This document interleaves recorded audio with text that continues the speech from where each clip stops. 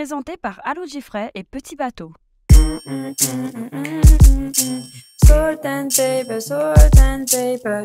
On est dans Salt and Pepper et aujourd'hui on reçoit Émilie Bavarin. Émilie Bavarin, c'est une personne exceptionnelle déjà parce qu'elle a créé Obani. Ça fait 2 ans. Elle est aussi chef de projet digital et aujourd'hui elle va nous parler un peu de son expérience. Donc bonjour Émilie. Bonjour Chloé, merci de me recevoir. On est heureux de voir une femme qui fait des choses et qui surtout fait des choses main. Parce que Obani aujourd'hui c'est fait main, c'est ça? C'est ça, ce sont des maillots de bain faits main. Et d'où t'es venue cette idée?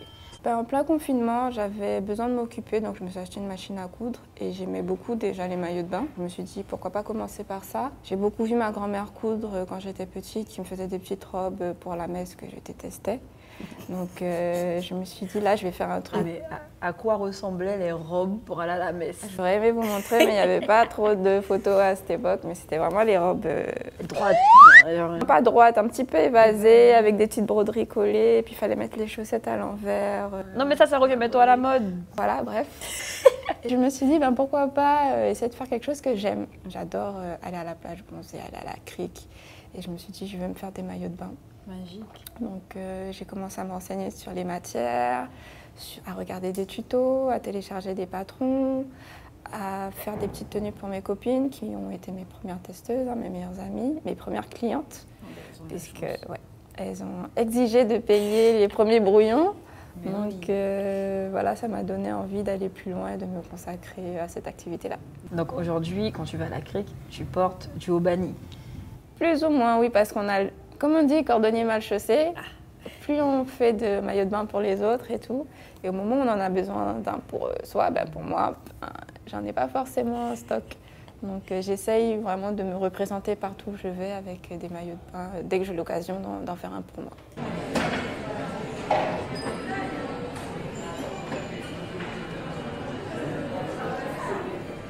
Derrière Obani, quel était l'objectif pour toi? Parce qu'aujourd'hui, c'est une marque qui quand même a fait sa place. Vraiment, les femmes viennent chez toi pour se procurer des maillots de bain. Quel a été vraiment ton objectif derrière ce projet? Alors derrière ce projet, c'était principalement répondre à la spécificité morphologique de chaque femme. Quand elles vont aller dans un magasin trouver un maillot de bain prêt à porter, il n'y aura pas forcément ce petit côté où elles vont se retrouver ou qui va camoufler leur petit complexe et qu'elles veulent vraiment cacher. Donc l'idée avec Obani, c'était vraiment de pouvoir faire du cas par cas et pouvoir répondre à tous les besoins, donc que ce soit au niveau des couleurs, des formes, des échancrures, du maintien de la poitrine. Ça c'est bien, ça. C'est rare. Je pense que c'est ça aussi, c'est la rareté. C'est rare, c'est vrai. J'essaye tant bien que mal de pouvoir répondre à toutes les demandes. Parfois j'ai des demandes qui sont assez nouvelles, donc ce sont de nouveaux challenges et donc l'occasion de me perfectionner, de vraiment pouvoir toucher tout le monde. Ce que je me demande, c'est quand on est une femme, comment on ose se lancer? Ce que je veux dire, c'est en effet, il y avait le confinement, donc ok, tu commences à coudre, mais comment tu te dis, ok, maintenant je vais commercialiser, je vais vraiment faire mon métier, presque, et comment on passe ce cap? Donc le côté féminin ne m'a pas du tout interpellée à ce moment-là. C'est venu tout naturellement. Je me suis dit, si je me brûle, c'est pas grave, mais j'aurais essayé quelque chose, j'aurais essayé d'entreprendre quelque chose, faire marcher quelque chose. Et j'avais envie de grandir en se disant, j'ai fait quelque chose en fait, j'ai tenté quelque chose. Et avoir un regard critique, Génial. J'ai bien aimé cette interruption qui nous permet de savoir qu'on est à Petit Bateau. Ok, et du coup, je pense que ça t'a bien aidé à développer aussi ton business, d'avoir ces retours et de te permettre de grandir grâce aux critiques que tu as pu... C'est ça, donc à critiques positives ou négatives, hein. Positives comme négatives, à force de pratiquer. Et sachant que les morphologies ne sont jamais les mêmes. Comme je disais, c'est vraiment totalement différent du prêt-à-porter, où une femme qui va faire un 90C en haut et un petit M en bas, c'est réussir à trouver des techniques pour pouvoir satisfaire cette cliente. Toujours un problème, parce que je trouve que les maillots de bain ne sont pas bien coordonnés en réalité, ce qu'on achète. Hein. Le bas est souvent... je suis peut-être pas bien proportionnée.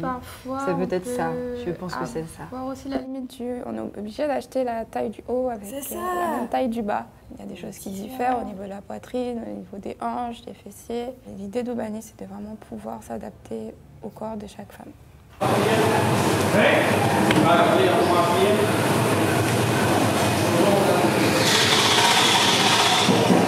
On va passer un petit jeu, ça s'appelle « Tu préfères ».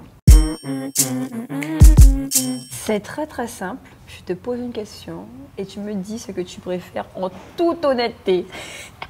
D'accord. Je pense que tu es prête.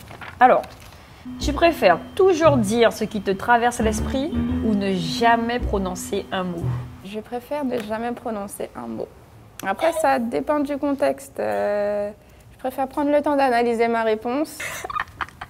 Je prends beaucoup de recul avant de pouvoir dire quelque chose. Donc, ah ouais, donc dans ma t'es nature. banni, tu parles plus jamais là. Je parle pas tout de suite en tout cas. Je prends le temps de réfléchir à mes mots, à la façon dont ça va être interprété. Je prends le temps. Pas T'es posée comme personne. c'est ça. C'est rare les gens posés maintenant, regardez-moi. Alors, tu préfères gagner au loto ou vivre 2 fois plus longtemps? Ah, moi, je préfère gagner au loto. Ah ouais? Ben oui, comme ça je pourrais partir vivre justement, même si le temps est compté. Partir voyager, rencontrer des gens, différentes cultures, manger. Donc je pense qu'en voyageant au loto, je peux partir demain et vivre, commencer à vivre en mode fast life comme on dit. Ah ouais. Voilà. Donc là, si tu gagnes 1 million d'euros, on te revoit plus. Non, non, je disparais. Dubaï, Bali, Thaïlande. Voilà. Tu pars où? D'abord en Afrique du Sud, ça m'attire beaucoup l'Afrique du Sud. Même pas avec toi. Je t'emmène si tu veux. Merci. J'ai hâte. Tu préfères pouvoir parler aux animaux ou parler toutes les langues du monde? Parler aux animaux, j'aurais bien aimé savoir ce qu'ils pensent. Ah ouais, t'as des animaux? J'en ai pas, puisque je vis en appartement, c'est compliqué. Bon, on dirait il y a des chiens et chats, mais c'est le côté éducatif qui me freine un peu. Mais j'aimerais bien savoir ce que pensent les animaux. Moi, je pense qu'ils pensent pas beaucoup de bien de nous. C'est fort possible, avec tout le mal qu'on leur fait, avec la Ouais. pollution, la déforestation, on leur prend toute la place. Ce sont pas nos plus grands fans. Ouais. Moi, je n'aime pas Salt and Pepper et Obani. J'espère que vous pensez pas ça. Alors, tu préfères aller dans le passé ou aller dans le futur? Je suis obligée de choisir. Ah bah ouais. Ah bah ouais. Là, tout de suite, on te dit t'as 2 pilules passé, futur. Futur. Parce que je me dis ce qui a été fait dans le passé a servi à apprendre des leçons. Voilà, donc dans le futur, peut-être qu'on ne va pas les reproduire, qu'on essaiera de faire mieux. Donc aller dans le futur et faire mieux. Mais imaginons, tu vas dans le futur. Tu arrives à 85 ans. C'est la fin bientôt. Bah attends, 85 ans, genre... Bon, je pense que l'expérience de vie doit être à 73 ans aujourd'hui. Quelque chose comme ça. Alors, si non, je pense que je pourrais parler... témoigner aux autres, justement. C'est vrai. Témoigner aux autres de ce que j'ai pu faire qui n'a pas forcément marché ou de ce que j'ai fait et qui m'a aidé à grandir. Donc témoigner dans tous les cas. Magique, magique. Ah, ça c'est une bonne question. Tu préfères tremper ou être trempé? C'est quoi cette question? Ni l'un ni l'autre. Malheureusement, il va falloir faire un choix. Être trompé, mais vraiment ne pas savoir. Donc tu préfères être trempé, t'es pas quelqu'un qui trempe. Ouais, non, C'est ton dernier mot. c'est mon dernier mot. Très bien, on peut reprendre notre vie maintenant.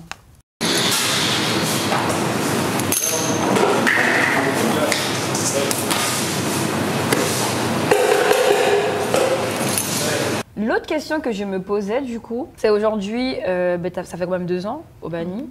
Et pour toi, quelle a été la période la plus marquante dans cette aventure? La période la plus marquante, c'était aussi la période la plus négative. Mais c'est vraiment une période où j'avais vraiment beaucoup de doutes, beaucoup de mauvais retours, d'expériences surtout, et où j'ai tout lâché, pouvoir me recentrer sur moi et surtout me dire que j'ai le droit d'échouer, j'ai surtout le droit de recommencer et de faire encore mieux. Donc ça m'a quand même pris 6 mois, il me fallait ça en fait. Pour savoir où j'allais. Et maintenant que ces 6 mois sont passés, je vais beaucoup mieux. Je me suis relancée avec beaucoup de succès, mais ça m'a beaucoup aidé à grandir et à beaucoup mieux faire maintenant. Bon ben génial, on va passer à une dégustation de pizza un peu particulière.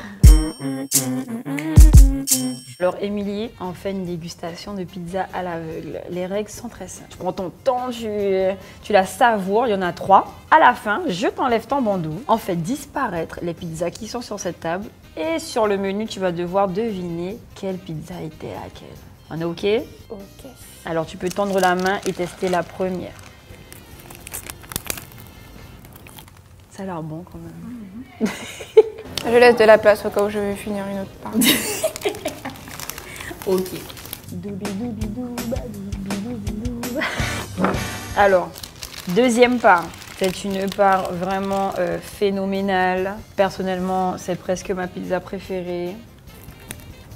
Moins bonne que la première. Moins bon que la première. Ah ouais? On dirait que t'as apprécié quand même. Est-ce que t'as reconnu quelques ingrédients? Alors, saucisse, lardon. Donc, je pense que la deuxième, c'est une flamme. Ouh, ok. Si tu trouves vraiment, tu pourras faire Top Chef. Ah ouais, là, tu te concentres et tout. Il y a des oignons sur celle-là. Ah, je sais pas, moi, je vois pas les pizzas. Hein. On dirait que t'as une révélation. Je peux sentir. Tu peux sentir. Est-ce que ça t'a aidé? Non, pas du tout. Elle est bonne en tout cas. C'est vrai? Tu peux finir? Non, c'est bon. Ok. Alors déjà, je tenais à te dire que sincèrement, tu fais les plus belles bouchées que j'ai pu observer depuis le début de Salt and Pepper. On peut applaudir s'il vous plaît. C'est de belles bouchées. Voilà. Voilà. Bon alors maintenant, voici le menu. 3 pizzas à trouver. Alors, les 3, c'était base tomate, je suis sûre. Donc, campagnarde. Pour la première. Ouais, celle où il y avait la saucisse. C'est ton dernier mot. Attends, je regarde s'il y a des saucisses ailleurs. Là, on joue 1 million d'euros pour partir en Afrique du Sud. Hein. Ouais, c'est celle-là. Roulement de tambour. Exact. Ah, Ok, on est à 1 sur 3. La deuxième. j'hésite entre paysanne. Tu veux faire l'avis du public? Un appel? Je peux faire un appel? 50-50. Alors là, j'hésite entre paysanne et montagnarde. Non, il n'y avait pas de pommes de terre. T'es sûre qu'il y a pas de pommes de terre? Non, paysanne. Est-ce que t'es sûre? Oui, C'est ton dernier mot. c'est mon dernier mot. Mais je c'était ça. Ouais. Ah ouais? C'était vraiment. Par contre, t'es vraiment douée parce que moi, j'aurais pas trouvé. Il y a trop de pizzas là, il y en a trop. Mais la dernière, maintenant, la plus corsée. La dernière, j'ai pas senti de viande. Ah. J'ai senti des épices. Donc je pense qu'elle était végétarienne. Printanière. Non, je te sens pas sûre. Oui, printanière. C'est ton dernier C'est mot. mon dernier mot. Tu sais que si t'as faux, l'immeuble s'écroule. Non, c'est vrai, hein, c'est bon ça que. Petit bateau peut pas s'écrouler.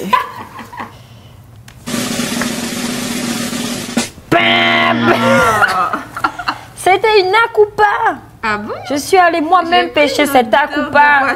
Mais non, mais. Il n'y a pas le goût. Eh ben si, c'était une akupa. Et voilà. Donc merci d'avoir participé à ce magnifique jeu parce que tes bouchées étaient magnifiques, sincèrement.